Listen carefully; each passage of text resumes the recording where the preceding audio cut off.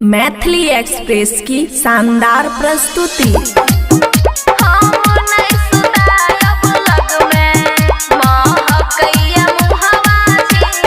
खुशी recording studio बलुआहा।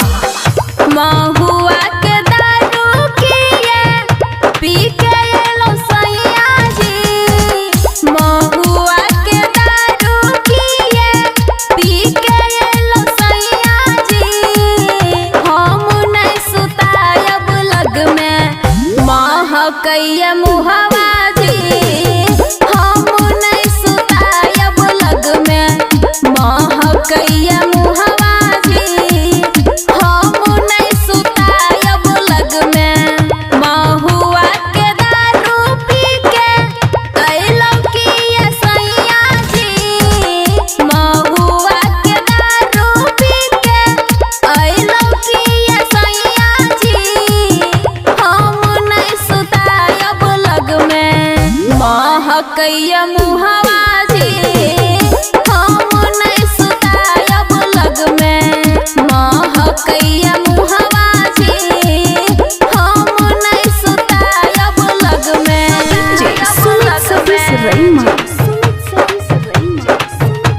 सुतायब लग में महकैया मुहवा जी। खुशी रिकॉर्डिंग स्टूडियो बलुआहा।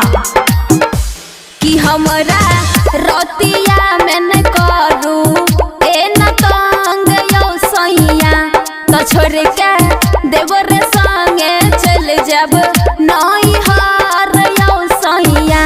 कि हमरा रतिया में न करू ए न तंग यो सैया, तो छोड़ के देवर संगे चल जब नई हार यो सैया।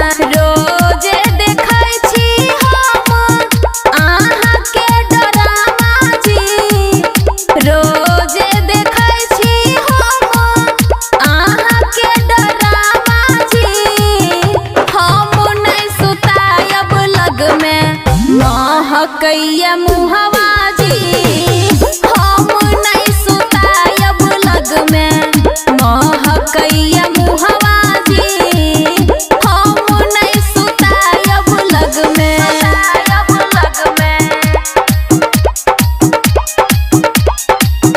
महकैया मुहवा जी। खुशी रिकॉर्डिंग स्टूडियो बलुआहा।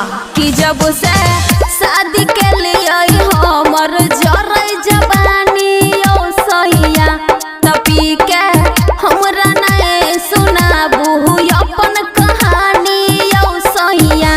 कि जब से शादी के लिए हमर जरै जवानी ओ सैया, तपी के हमरा नहीं सुनाबू अपन कहानी ओ सैया। झुमका झुलनिया पिया देलो नहीं इंदर जी, झुमका झुलनिया पिया देलो नहीं अमन जी, हम नहीं सुतायब लग में महकैया मुहवा जी, हम नहीं सुतायब लग में महकैया मुहवा जी, हम नहीं सुतायब लग में। खुशी रिकॉर्डिंग स्टूडियो बलुआहा।